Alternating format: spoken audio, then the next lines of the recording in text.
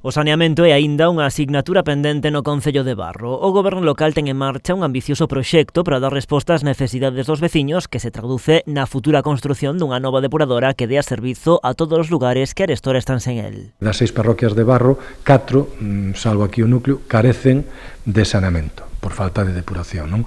Entonces, ese é o noso proxecto ambicioso de crear unha depuradora moderna que dé servicio a boa parte da población de Barro e a partir de aí empezar a diseñar todo ese tipo de entramado de redes para poder chegar co servicio aos veciños. O Executivo de Barro tamén ten planificada a ampliación da depuradora de Piñeiro para aumentar a súa capacidade. Estamos facendo a mesma solución que se fixo no seu día a do San Antoniño, que son 2 grandes depósitos previos, que se fa un tratamento inicial de todos esos residuos que chegan para que o que é a depuradora en sí pois poida traballar de maneira máis eficiente. O proxecto avanza máis lento do agardado polas inclemencias meteorolóxicas. Ao mesmo tempo, o equipo de Abraldes está a executar a rede de saneamento na zona de Güimil. Isto en cuestión de 1 mes e medio, 2 meses, estará funcionando o saneamento de Güimil.